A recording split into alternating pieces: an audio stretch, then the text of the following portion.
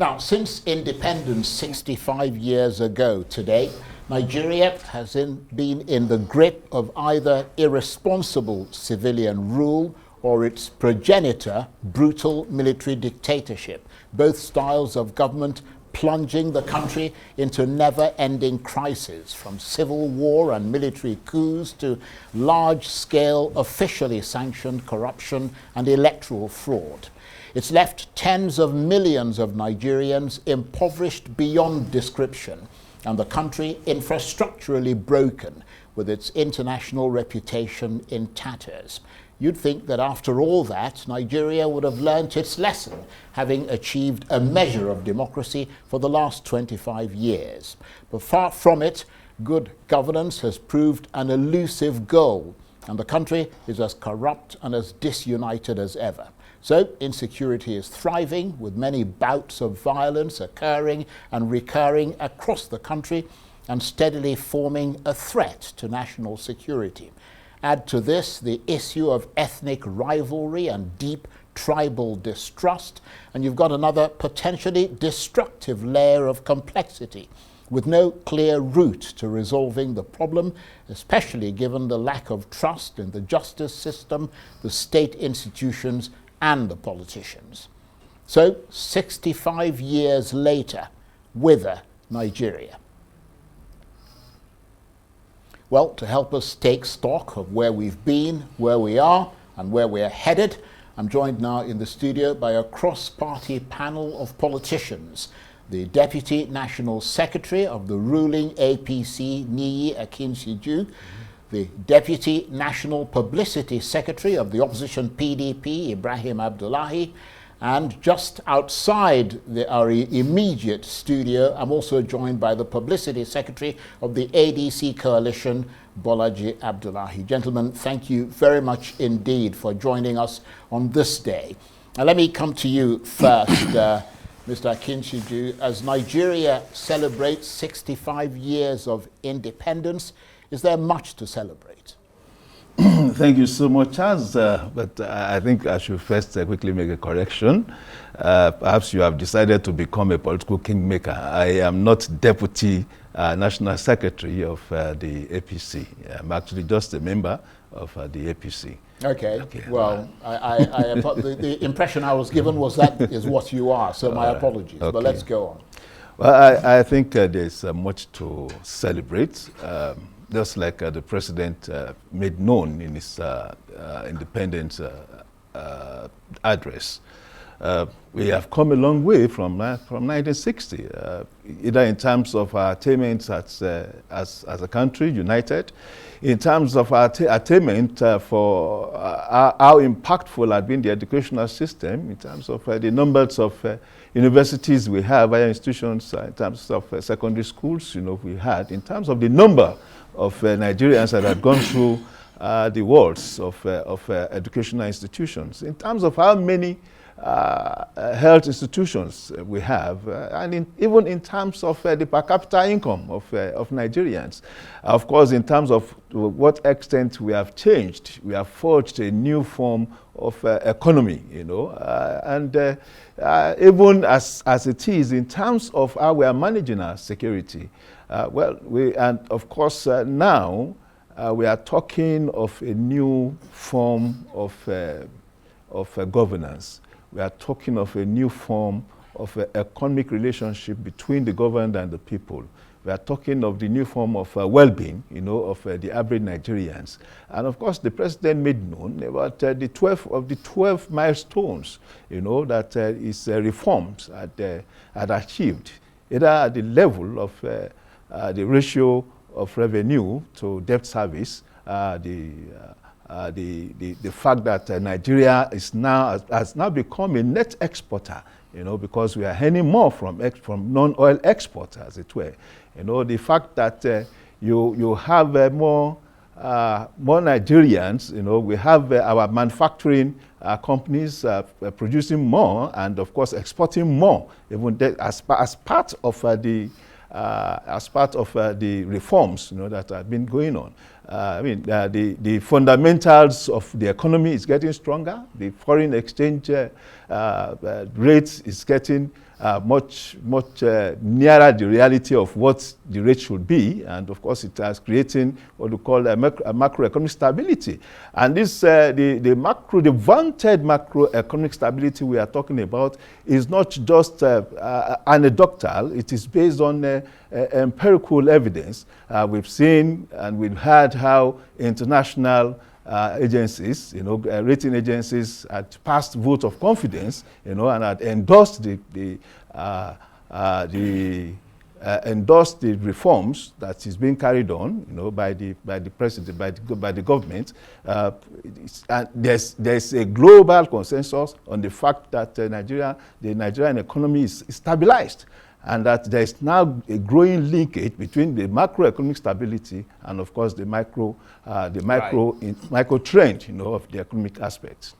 Okay, well, thank you for that. Let's see what your opponents think. Let me come to you, Ibrahim Abdullahi from the PDP, the opposition PDP. I mean, there's been so much flip-flop in the fortunes of this country since independence. I mean, that's more than enough to sort of foster and stimulate uncertainty. I mean, you were listening to Mr. Akinsiju there. Is there anything that has happened recently that gives you solace and hope for this country as a member of the opposition? Or is it your unequivocal position that the mood music today is as depressing as ever?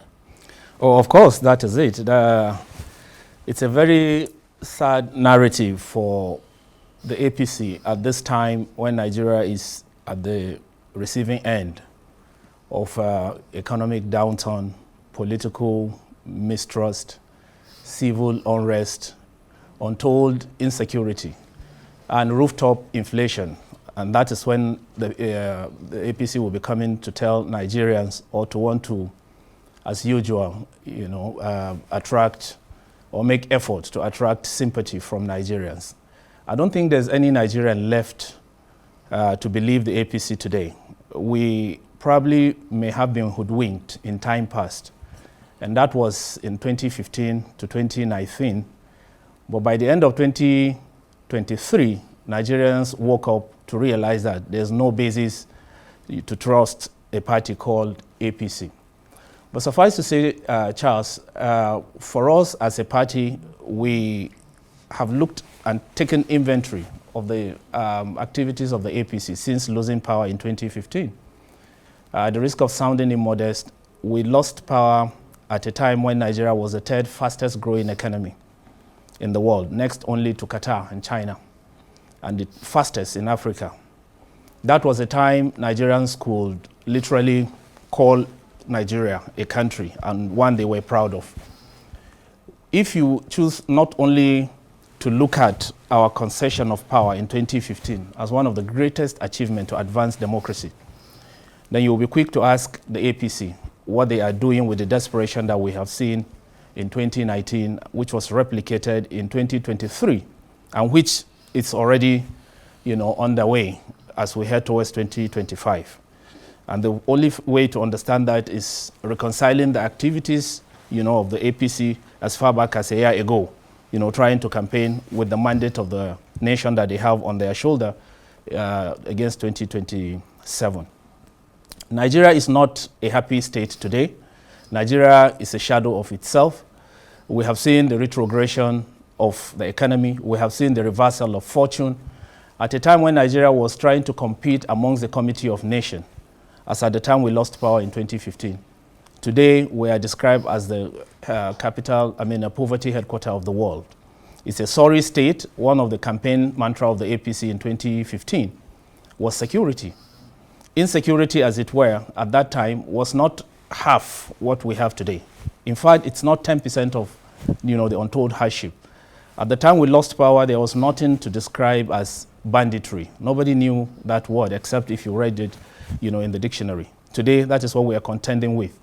You will recall there were only, the activities of the Boko Haram around the fringes of Borno, Yobe, and Adamawa. And those were the only things that were, highlighted in a manner that was frightening in the propaganda of the APC to bring the Goodluck Jonathan and the PDP government in 2015. Today, I don't know what they would want us to describe the banditry, where they go.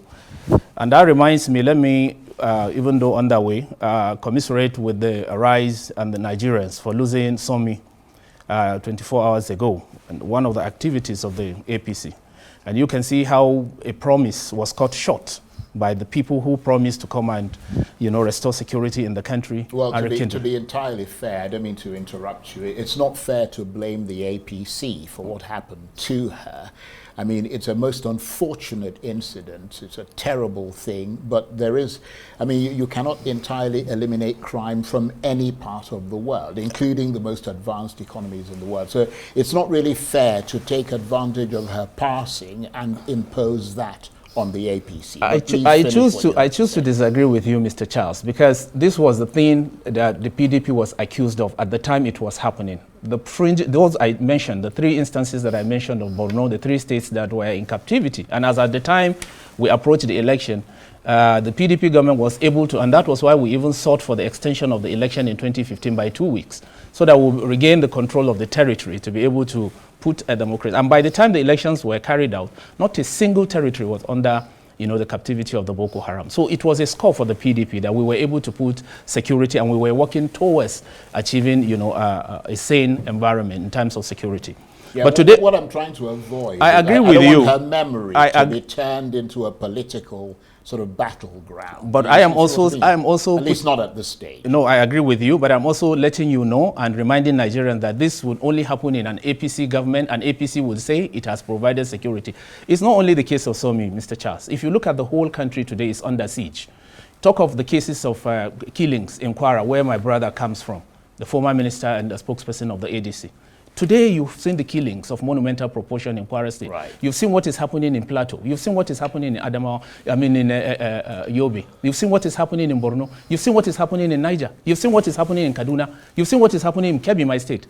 Not to talk of Sokoto and all of that. The whole country is under siege. Now, where is the score of the APC? So nothing to celebrate in terms of achievement or as independence. Right. Okay. So let me come to you, Bolaji Abdullahi. Thank you for waiting patiently. He is, of course, the publicity secretary of the ADC coalition. And to be entirely fair, Mr. Abdullahi, one hardly knows where to begin. I mean, many people in this country are worried clearly about the state of the nation and the turmoil within, with growing political xenophobia in the southwest, agitation in the southeast, south threatening to boil over, the north still under siege from bandits and jihadists. I mean, as a member of the opposition ADC coalition, how much can you feel the pulse of the Nigerian nation on this Independence Anniversary Day? And is that pulse faltering?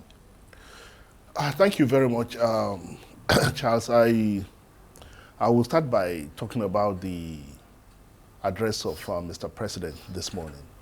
I listened to him, and I also read the address. Brilliant, beautiful speech. Beautiful rhetoric, good in tone. But what it lacks is what is most important, which is humility. A president of a country going through what is going through at this time, the least you will expect is an acknowledgement of the profundity of the crisis that the government has thrown this country. You don't expect another State of the Nation address where the government claps for itself. I mean, if you are not a member of the APC, the consensus today is that Nigeria is in trouble. We are in trouble. We face existential challenges, the type that we probably have never experienced since 1960. Okay, the problem, the biggest problem is not just the problem that we faced, but the failure to acknowledge that those problems exist.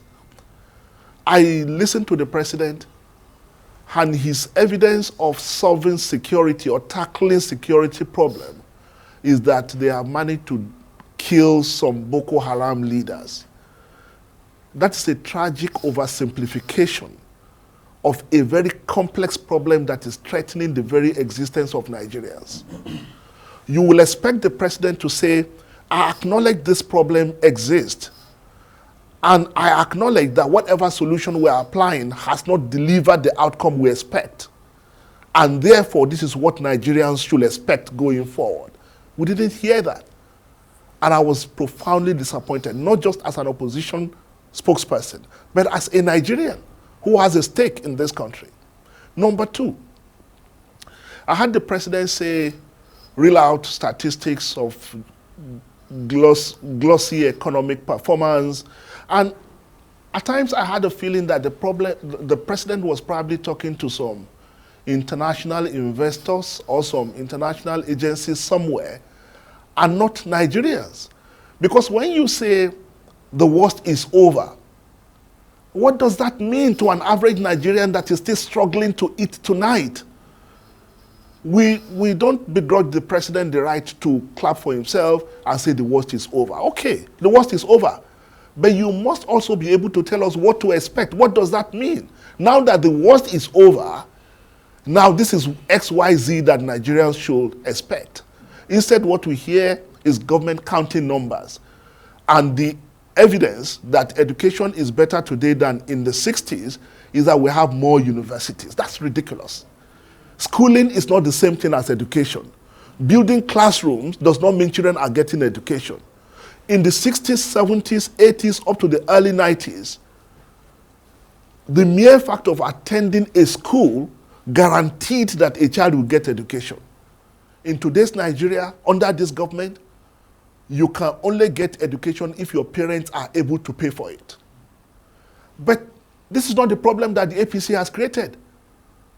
But what is shocking is that APC is not acknowledging it, and they expect us to clap for them based on this historic failure. So that is for me, that is my first take. Okay, well, thank you very much for that. And let me come to you, Akinsiju. A lot to take on there. Let's be clear that there were a lot of hopes and dreams and promise for Nigerians at independence, and the current promise that the APC is making to Nigerians. But given what you've heard from both the PDP and the ADC, I mean, what do you think is the biggest threat to the Nigerian state, to its aspirations and its ability not just to survive but to thrive? Because as Mr. Abdullahi said, I mean, let's be clear, this country is in dire straits. It doesn't matter how anybody tries to sort of pitch it. Some have suggested that the biggest problem is poverty and inequality, and that this needs to be not only centrally addressed, but increasingly addressed at a rate that exceeds the impact that it can have negatively. What are your thoughts on that? Well, I think what my colleagues are trying to do is just to re-emphasize, their private thoughts. Because I think what is important in an argument, or rather in a discussion as we are having here, is to be able to reference issues that are empirically established. So if we are talking about figures, if we are talking about data, the fact of the matter is you will still have the need to have data, of course, to marshal your positions. And that is why, of course, we have a data body, or a body responsible for data collection, especially as it impacts or affects the economy. Now, so if we are talking about education, for instance, and I acknowledge where my friend Bolaji is coming from, but the truth of the matter is, in today's Nigeria, under Bola Tinubu, no Nigerian young person qualified to be admitted into university, would be left or is left behind because of the NEL fund. And it is actually a recognition and an acknowledgement of the challenges of people or of parents, funding their children through school, that particular program, was conceived and is being implemented. Yeah, but I think the point he's also making is what is the quality of education that people are getting? I mean, it's one thing to just churn out people. How can they compete on an international level with people on the same grade across the world? I mean, in China, in the United States, even in other African countries. So today we talk about JAPA. And of course, who are those involved in JAPA? Children educated in Nigeria. In Nigeria, higher institution, or who pass through the value chains of education in Nigeria. And most of them, get out of this country and get into, of course, qualified employment outside the country. I am one. My daughter. My daughter went through school in Nigeria, through to the university at a very cheap rate. And of course, we need to also acknowledge that perhaps Nigeria provides opportunity for the cheapest form of education, and of course, you have all these children going out, with that popular thing, and they get employed outside. How competitive. Right. Beside that, Nigeria has become a hotbed, the hub of ICT in Africa, as it were. And where are these children, educated in Nigeria? And if today we have out of 10 unicorns, as it were, in Africa, Nigeria has 4, if not 6 unicorns. And as far, the data is there. Most of these people involved in ICT, in the fintechs and all that, in the tech companies, were educated in Nigeria. And it is also established that up to today, the Nigerian trained child, who graduated from Nigerian universities, in whatever discipline, is regarded as highly professional. Okay, let me move on because we've got a couple of minutes before we let me take a break. Let me just quickly. Yeah, because I want him to respond to that. No, let me just quickly, because I had to.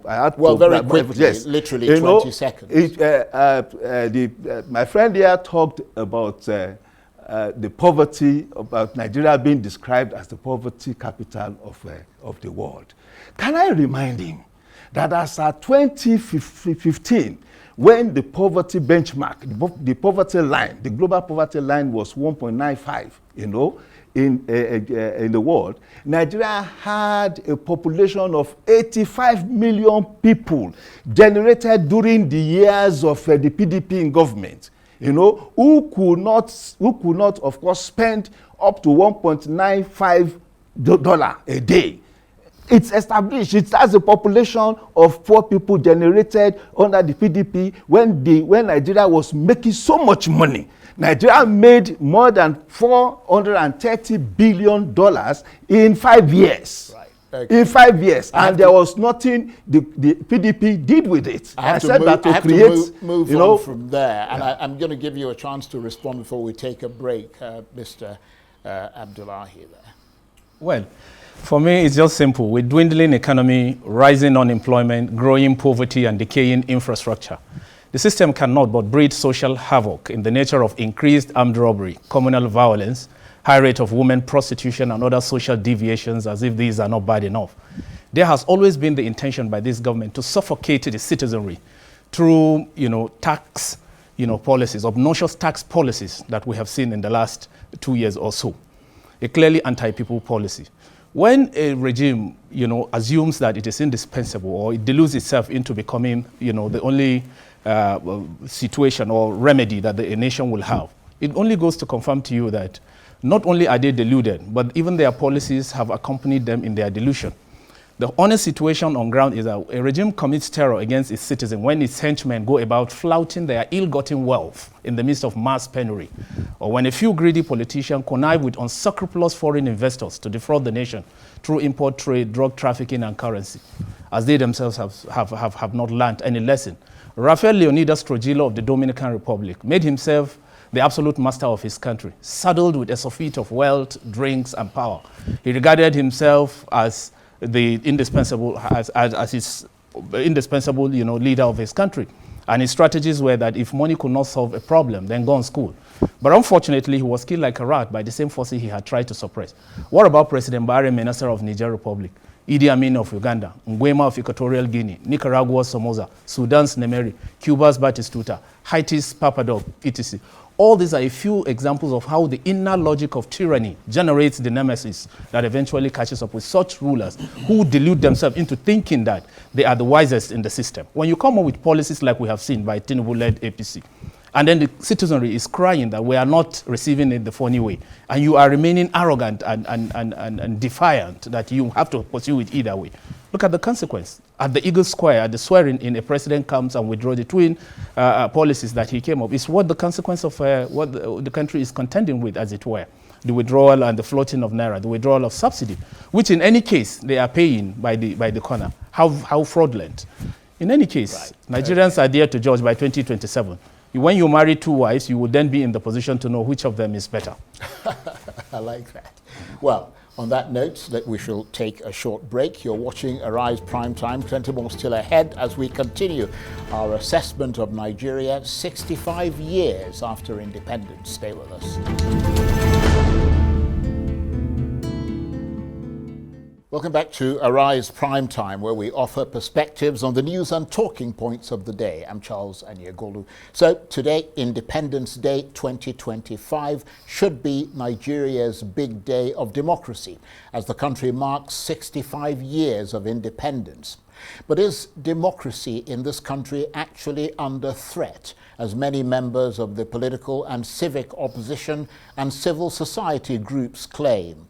They accuse the Tinubu administration of federalizing the powers and rights of the states, citing what they say is the unconstitutional imposition of a state of emergency on River State and backdoor moves preventing the judiciary from deciding on the matter.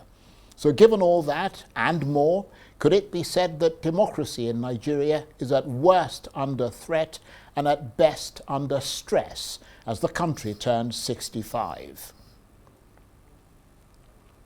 And still with me, taking stock, a cross-party panel of politicians, a prominent member of the APC, Akinsiju, the Deputy National Publicity Secretary of the opposition PDP, Ibrahim Abdullahi, and from our off-site studio, well, he's actually in the studio, but just away from where the other two are sitting. I'm also joined by the Publicity Secretary of the ADC Coalition, Bolaji Abdullahi. Gentlemen, thank you very much indeed for joining us. And I think I'm going to start with you, Mr. Abdullahi of the ADC, because we just did a brief intro into the issue of democracy, which has occupied the minds of many Nigerians most recently. How do you view democracy in this country, particularly in the past 2.5 years of the Tinubu government? What are your thoughts on this Independence Day about that? Well, I mean, thank you very much. You see, what I find quite disturbing in all this, with due respect, is that these ADC guys don't just get it. They don't get it. That everything that is ever held sacrosanct in this country is being abused and bastardized under this APC administration. I'll start from the National Assembly. The very bastion of democracy anywhere in the world is the National Assembly, representatives of the people across the country. Now today, the National Assembly we have is a National Assembly that has become a cheerleader group of the federal government and the president. There's no way, I mean, they said it publicly that regardless of whatever the issue is, whatever the president wants, the president gets. You had the president of the National Assembly, His Excellency Godswill Akpabio, joining in singing "On Your Mandate, We Shall Stand." And we still call this democracy? Because the core principle of democracy is the embedded autonomy between the parliament and the executive. That creative tension that allows checks and balances to happen. Now, when the two of them conspire, the National Assembly of Nigeria and the executive of the president are now like two rival wives who have found a way to connive, and now they want to kill their husbands. That's Nigerians. And we can't call. I listened to the president this morning. I expected the president to talk about corruption. He never mentioned one word about corruption. And corruption is enjoying unprecedented prosperity under this administration. I expected the president to talk about electoral reform, to say something about free and fair election, but he did not say anything. I expected the president to talk about independence of the judiciary, reform of the judiciary. Because when the consensus, Mr. Akinsiju talked about global consensus. Let's talk about national consensus. The national consensus today is that the average Nigerian has lost confidence in the judiciary. We want our president to assure us that he wants to reform, he recognizes this first and foremost, and that he's willing to do something about it. So, but if the president is not doing anything about this, he's not even acknowledging it, it's either that he's happy the way things are because he can benefit from it, or he doesn't recognize it and is incapable of doing anything anyway. So for me, democracy goes beyond the routine turnout of people every 4 years to vote. It's about the quality of the freedom of the people, the quality of their participation. Right. And when that is taken away from them, you rob people at the polls, you tell them to go to court. And we can still call that democracy? The answer is no. Right. Mr. Akinsiju, I don't know how you assess the things that you've heard so far, but let's be entirely bluntly honest. A lot of what Mr. Abdullahi said is on the minds of a lot of Nigerians. But I wonder, from your point of view, whether it is your sense that politicians on both sides of the fence, because that's how a lot of Nigerians feel, not just the APC, but that politicians on both sides of the fence are becoming more irresponsible and are inflaming and radicalizing this erosion of democracy for partisan political gain. Is that it, or is that something else? I actually can't understand your conclusions, but of course, I'll make my inferences from your positions. What is important in democracy is the power of the people. And of course, anytime there is a suspicion of hindrance to the expression of the power of the people, then you say that democracy is at risk. So far in Nigeria, democracy is not at risk. And the loud examples or manifestation of that is the National Assembly that Malam Bolaji Abdullahi talked about. The fact of the matter is that Nigerians voted the members of the National Assembly. They voted them, and it turned out that majority of those that were voted by Nigerians were members of the All Progressive Congress.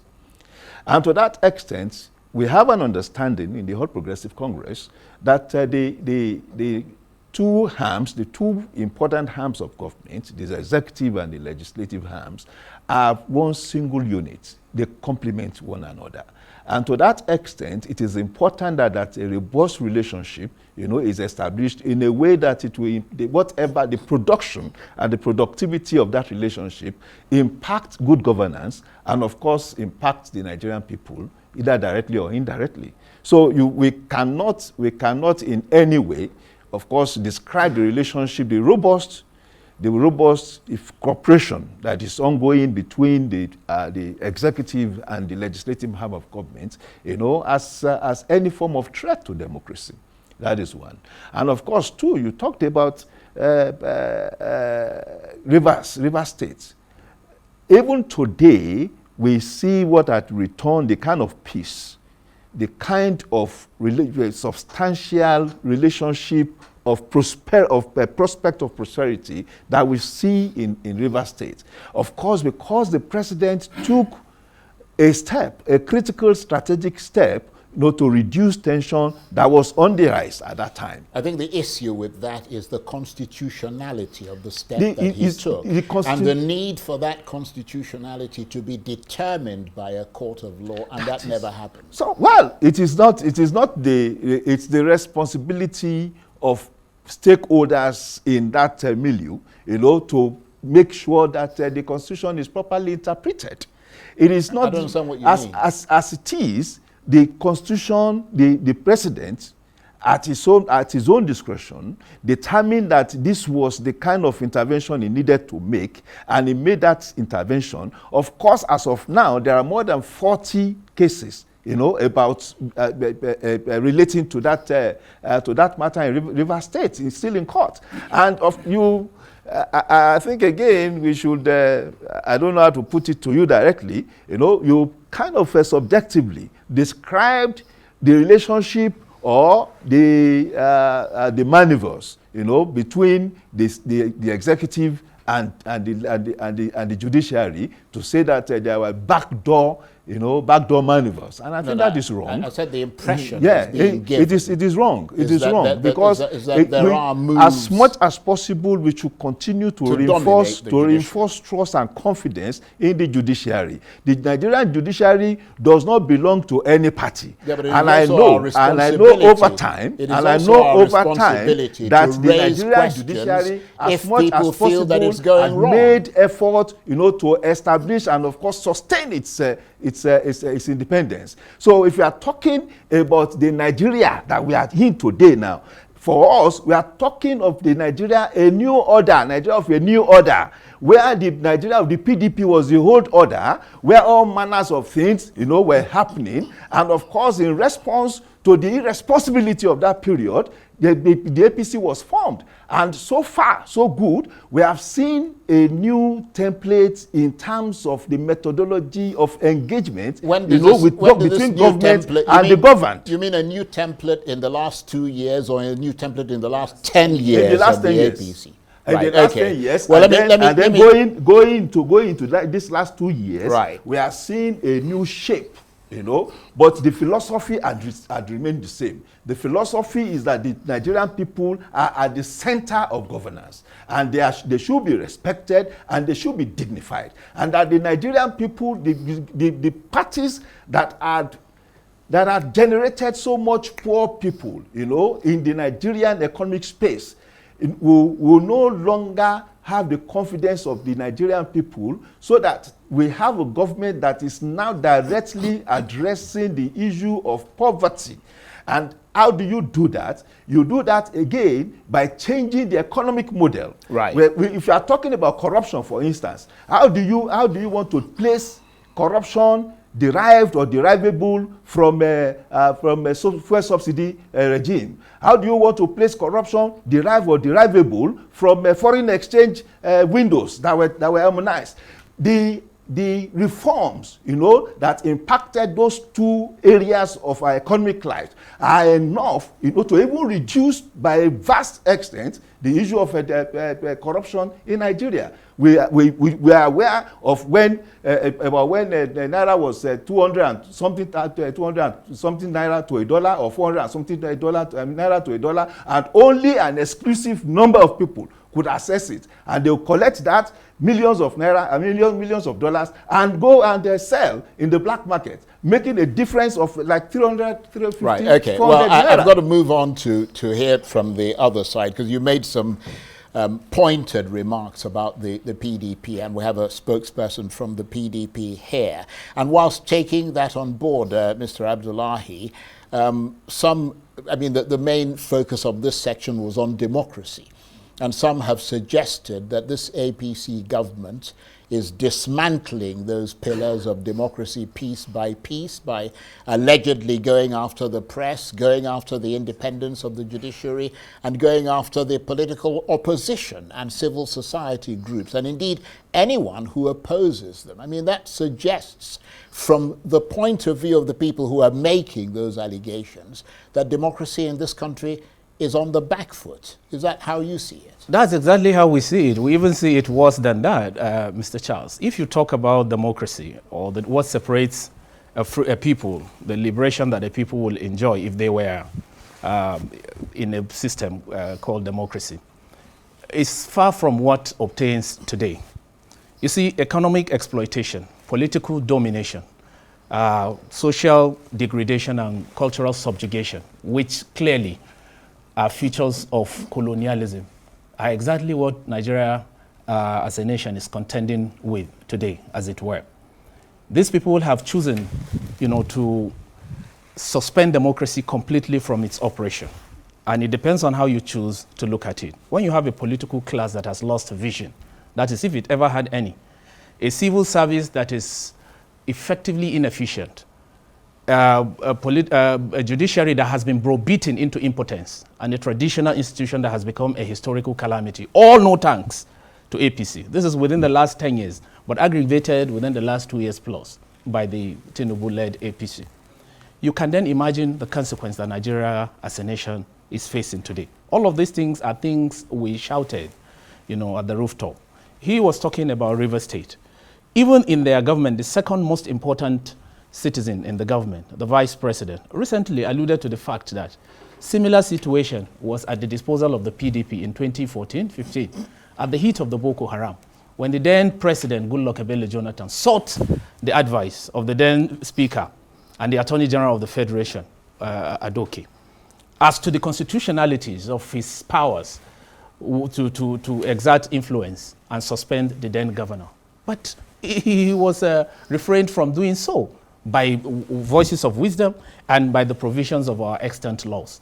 This tells you where democracy is in operation. But what we have today, a person waking up from the left side of his bed, unilaterally declaring a constitutionally constituted government, a state of emergency in a state, and then what followed, because they want to cow the state into attracting them in their fold. These are things we have seen in the last couple of months, leading to 1 year now. What they are doing is to suppress the voices of dissent, is to ensure that they emasculate all of these voices of dissent and cow them into submission so that they will have their way. It's not about popular democracy or whether they will allow the citizenry the freedom to choose who they want to govern them. But what we have seen now is the retrogression, the reversal of fortune, the forceful intimidation of a citizen into submission. And what I want to tell you is that in 2015, the then APC had no governors enough for them to defeat the PDP as a behemoth. But the people of the country resolved that that was where they were headed. And for the little things, misgivings that they had against the then PDP, they booted PDP out of the way and they showed it. If every single governor today in Nigeria is cowed into the APC, I can tell you Nigerians reserve the right to take their decision. We've seen a few of them within the PDP who moved, who were hoodwinked into the APC, suffering and battling, to gain control of their states today, as it were. Even the structure of the party that they have gone to join is not left for them. And so they are shouting, leaving some elements behind in the PDP to see what happens in the day.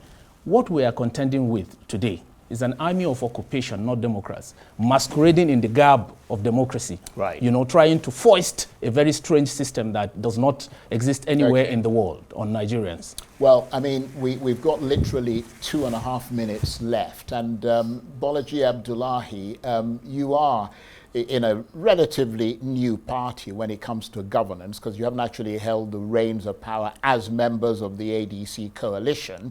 But we've heard from both the APC, which is currently in power, and the PDP, which once held power. And a lot of Nigerians will say that in both instances, their leaders have not properly subjected themselves to the constraints of the constitution and the laws of the country. Do you see democracy going forward in this country as something that can stand the test of time in the face of these allegations against politicians who've run this country? Democracy can go forward in Nigeria, but not with this APC government in charge. My brother Abdullahi from the PDP said the government in charge today it doesn't have a name. It does have a name. What we are experiencing today is totalitarianism. The absolute convergence of all governmental powers in the hands of one man. whether it's judicial authority or legislative authority, the mass exodus of state governors into the ruling party is not happening by chance, it's not happening by accident. It's stick and carrot that is being consistently used to whip the governors in the opposition party into the ruling party. Look, the issue we are discussing today is profoundly significant because Nigeria had never experienced what we are going through at this moment. We have, even during military rule, we didn't experience this kind of totalitarianism that we are experiencing today. And the only chance that democracy has to survive in Nigeria is that we are prepared to create a different template and commit to a different philosophy of governance and democracy. And that is what ADC is out to do. Okay, on that note, I want to thank all of you very much indeed for your reflections on this Nigeria's 65th independence anniversary day. Bolaji Abdullahi is the Publicity Secretary of the ADC Coalition. Ibrahim Abdullahi is the Deputy National Publicity Secretary of the Opposition PDP. And of course, Akinsiju is a leading member of the ruling APC party. Thank you very much indeed. That's it for this edition of Arise Prime Time. Join us again tomorrow from me and the entire team here in Abuja. Bye-bye, and thank you for watching.